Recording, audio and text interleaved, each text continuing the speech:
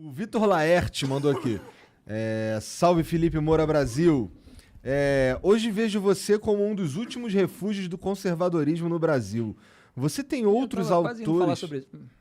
Vamos falar sobre isso. Você tem outros autores ou intelectuais nacionais para indicar nesse momento em que tantas máscaras caíram? Autores? Eu tenho um monte, né? Manda aí. Ele falou nacionais especificamente? Porque assim, o conservadorismo é uma tradição de pensamento que tem absolutamente nada a ver com o bolsonarismo. Muitas vezes é o seu oposto. Eu escrevi vários artigos. Você botar meu nome, Felipe Moura Brasil, bolsonarismo, conservadorismo, você vai encontrar vários artigos a respeito disso, porque eu faço contraste. Então você tem o pai do conservadorismo, que é o Edmund Burke, um pensador nascido na Irlanda, atuante no parlamento britânico, considerado muitas vezes um estadista. E ele teve toda uma atitude intelectual e política ao longo da vida, que depois até viria a ser resgatada por um autor americano chamado Russell Kirk e tal, que tentou sistematizar o pensamento, as obras do Edmund Burke, que são discutidas até hoje. João Pereira Coutinho, por exemplo, um autor português que tem uma coluna no Jornal Brasileiro, escreveu o livro A Virtude da Consistência, sobre o Edmund Burke, mostrando a coerência dele, né? A gente está falando aqui, no fundo, sobre coerência. Eu mantenho a minha e muita gente aí que apontava o crime no governo adversário não aponta agora, não mantém. E ele defende justamente a coerência do Edmund Burke em diversas circunstâncias que foram as maiores lutas dele contra o espírito revolucionário na Revolução Francesa, a questão envolvendo a independência americana, o abuso da coroa britânica em relação aos impostos cobrados na colônia, a questão da Índia, que mobilizou muito o Edmund Burke e outro. Enfim, então você teve aí uma figura de uma grandeza intelectual e moral extraordinária, que teve o seu pensamento resgatado por um outro autor e acabou criando toda uma tradição na qual vieram vários autores, como Roger Scruton, que o Eduardo Bolsonaro considera sua referência intelectual, mas não sabe citar o nome de um livro. Deu uma entrevista na Piauí, ele só sabia citar um vídeo do YouTube e tal. Quando alguém Michael pauta Oakeshott, o cara, né? Que eu tenho certa dificuldade de pronunciar. Aqui no Brasil apareceu o pensamento conservador na obra de Joaquim Nabuco, mais influente dos abolicionistas. Eu recomendo demais o livro Minha Formação dele, Um Estadista no Império, os diários dele, que foram muito bem organizados.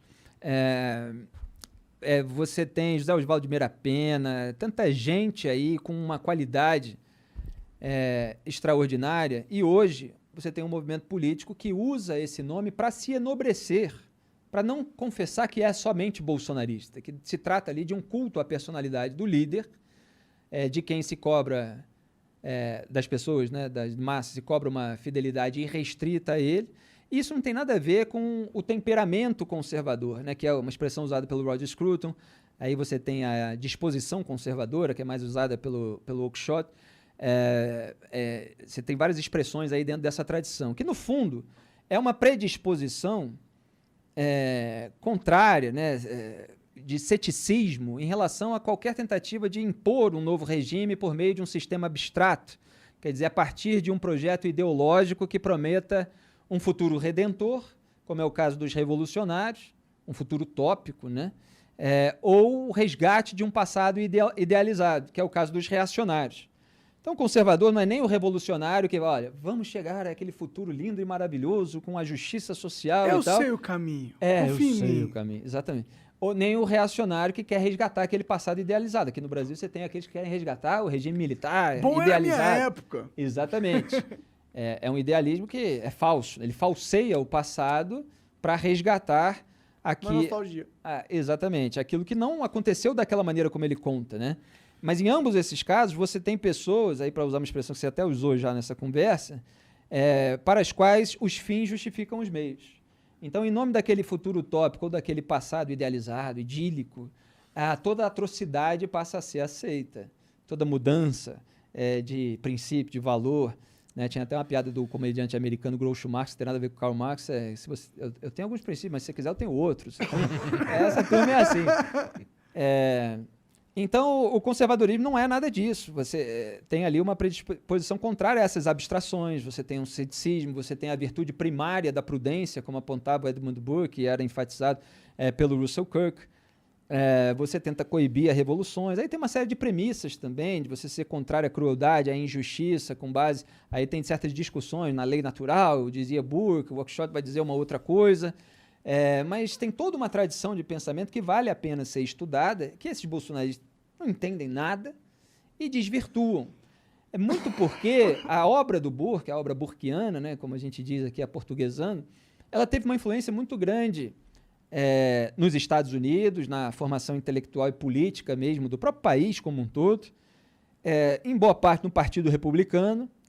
E aí, por ter tido essa influência, até a palavra lá, conservative, etc., ela acabou por servir para expressar as pessoas ligadas, apontar as pessoas ligadas ao Partido Republicano. E aí o Partido Republicano, como é um partido político, começa a ter determinadas bandeiras. E aí começa a ter uma determinada cartilha, posicionamentos sobre costumes, drogas, abortos, armas, não sei o quê e tal. Você tem toda uma posição a respeito dessas coisas. E aí, por extensão, começa a chamar de conservador aquele que tem uma determinada posição sobre cada um desses temas sensíveis do debate público que dividem direita e esquerda, tamanho do Estado e tal, não sei o quê. E você vai desvirtuando todo o termo, todo o conceito, toda a tradição, que é muito mais complexa, abrangente e profunda do que isso. E aí você usa aqui no Brasil, nós somos os conservadores, nós defendemos Deus, pátria, família, somos contra droga, aborto, não sei o quê, esses são os conservadores. O conservador, então, é aquele que defende uma série de posições, você dá um tique e tal, sem qualquer princípio geral, sem qualquer valor. Ele acaba se assemelhando ao reacionário, de certa forma, né? Nesse sentido. Não, aqui no Brasil, sim. Quer dizer, esses que se auto-intitulam conservadores, mas são defensores do bolsonarismo, buscam resgatar o regime militar ou qualquer coisa que seja parecida com isso, eles são reacionários, e eu chamo de reacionários. E não no sentido até... porque esses conceitos são importantes de serem da gente distinguir, né? Então, o Nelson Rodrigues, por exemplo, ele era um conservador que era injustamente chamado de reacionário. E aí ele, com toda a perspicácia dele, usando o peso dos ataques contra aqueles que estavam perpetrando os ataques, ele saiu com uma tirada em que ele distorce o conceito da palavra. Ele fala assim, sou reacionário sim, reajo contra tudo que não presta. Só que esse não é o sentido da palavra reacionário. Reagir contra tudo que não presta é uma coisa boa, tá? Mas o reacionário, no significado do conceito político, da tradição bibliográfica e tal, não é uma coisa boa. É aquela pessoa que... reage ao progresso. Para quem os fins justificam os meios. Às vezes isso, né? E você vai encontrar até umas discussões sobre o conservadorismo junto com o progressivo. Até o Russell Kirk ele vai dizer, o Edmund Burke era conservador e tal, mas era progressista também ao mesmo tempo. Porque você tem uma... Agora, se eu disser isso hoje, parece uma loucura, né? Porque o progressista já é associado à esquerda, militante e tal. Sim, não é isso. Está falando do progresso mesmo. Porque... Por isso que esses títulos são horríveis. Exatamente. É só emburrece a discussão das coisas. Pois por quê? Porque se fica com uma impressão caricata e falseada, e a caricatura mais tradicional do conservador é o reacionário, né? De que o conservador não quer mudar nada.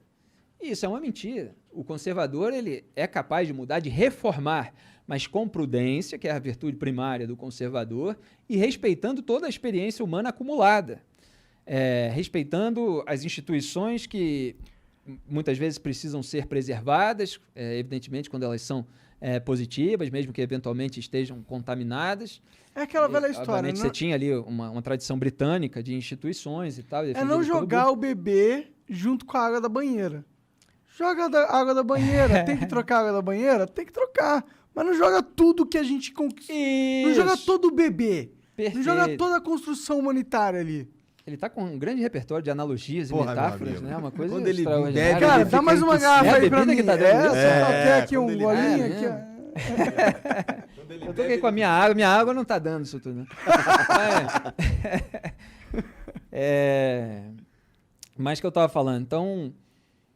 Os conservadores de verdade, eles estudam a tradição e, às vezes, você tem uma identificação até por você já ter certas predisposições, você já ser um cara desconfiado, você já ter uma certa prudência na hora de mudar. Eu já fiz até, de uma maneira lúdica, muitas aplicações a outras esferas da vida, porque, aliás, isso é defendido pelos conservadores. Isso não é uma coisa da política. Conservadorismo é uma coisa da vida, esse ceticismo, essa prudência... e uma série de outros elementos que aparecem na história. Mas, por exemplo, Tem um historiador britânico, agora Robert Conquest, eu confundo alguns Roberts, mas que ele diz uma frase ótima, quem quiser pesquisar, eu corrigir aí no chat, que volta e meia eu confundo o nome, que é: todo mundo é conservador nos assuntos que conhece. Que é uma frase provocadora, extraordinária, né? E eu gosto muito de samba, né? Falo de samba no nosso jornal matinal, Jornal Band News Rio, que eu faço no Rio de Janeiro. E no samba, você tem vários períodos de reforma do samba, às vezes chega alguém com um espírito mais revolucionário e tal, e se você for vir aqueles sambistas de raiz, como eles reagem, eles têm um espírito conservador, no sentido de reverenciar, exaltar os mestres, os cânones ali da tradição, não deixar ser esquecido, resgatar aquela obra. Você chegou e tal, absorve o legado e vai construindo a sua singularidade, a sua identificação, o seu jeito peculiar de fazer o samba. Agora não chega querendo atropelar todo mundo, você é o bambambam que revolucionou o negócio. Pera lá, o pessoal vai te botar pro canto, vai te dar um chega pra lá. Isso rendeu até música, por exemplo. Tem a música Moleque Atrevido, foi feita pelo Jorge Aragão para o Exalta Samba. Quem foi que falou que eu não sou um moleque atrevido? Como é que é? Que ele fala: respeite quem pôde chegar onde a gente chegou. E a gente chegou muito bem, sem desmerecer a ninguém, enfrentando no peito um certo preconceito e muito desdém. Hoje em dia é fácil dizer, essa música é nossa raiz, está chovendo de gente que fala de samba e não sabe o que diz. Por isso, vê lá onde pisa, respeite a camisa que a gente suou. Respeite quem pôde chegar onde a gente chegou. É a música. Quer dizer, isso tem um conservadorismo aí presente. Assim como você tem, não deixa o samba morrer, não deixa o samba acabar. O morro foi feito de samba pra gente sambar, e fala do anel que você passa pra pessoa. Então, assim, tem um espírito de preservação que eu cresci vendo roda de samba, vendo show, Zeca Pagodinho, toda essa... O Zeca, cara, ele reverencia o tempo todo os mestres da velha guarda da Portela, ele diz o nome dos compositores e tal. Então, você tem ali uma maneira singular que vai sendo desenvolvida, uma reforma, mas absorvendo o legado, usando aquele legado a seu favor. E isso está dentro do espírito conservador, né? E se você for pensar nos assuntos que cada um domina, mesmo que sejam ativistas de esquerda, mesmo que tenham posições, quaisquer que sejam, e cada um pode fazer aí a sua listinha de posições, né? Porque isso não define exatamente as pessoas. Ela, nos assuntos que conhece, muitas vezes elas são conservadoras. Peraí. Calma aí. Calma lá. Eu gosto bastante de Harry Potter, que é um exemplo bem esdrúxulo. Mas se, você vai fazer uma série de Harry Potter, você tem que respeitar o livro. Não pode fugir do universo que a autora criou. Tá vendo? Você vai criar um outro negócio, tem que estar... Porque senão não é Harry Potter, porra. É outra senão coisa. É outra coisa. Exato. Exatamente. Então, não queira usar o nome, né, de toda uma tradição para fazer um negócio diferente e fazer, você que reinventou o negócio. Mas eu acho que todo mundo é conservador nesse sentido, porque... Não, pois por isso que a frase é boa, né? Quem que não respeita o passado, as conquistas do passado, as coisas que no passado foram... Porque, a gente total respeita. Se for para pensar, onde a gente está filmando as coisas, não são conquistas do passado, essa tecnologia? A gente conservou o conhecimento tecnológico e científico. Por que tá rindo, o Igor tá com aquela cara assim, o médico mandou concordar. Caralho, essa foi foda. Caralho. Não, é que, quando você dá a defesa sobre o conservadorismo... A gente tá falando muito de política, né? Eu tentei trazer o tema mais pra cá, ele foi mais ainda, vambora. É que quando você fala de conservadorismo, eu acho muito foda. É óbvio que a gente não pode jogar fora tudo que a gente conquistou. Claro. A humanidade aprendeu lições e elas estão documentadas. Você ignorar essas lições Esse aqui é o episódio do Flow em que Monark se descobre um conservador, senhoras e senhores. Mas é que, se o conceito de ser conservador é aproveitar o passado, todo mundo é conservador. Quem não é burro. Obviamente não é só isso, tem vários outros elementos aí, alguns eu apontei, outros podem conferir em maiores detalhes nos meus artigos. Não dá pra gente contar toda a história, mas tem vários autores aí que eu citei, já que a pergunta pedir ali dicas também. Tem vários outros aí que eu vou lembrar ao longo dessa conversa, nos próximos dias. Qualquer coisa eu divulgo aí depois.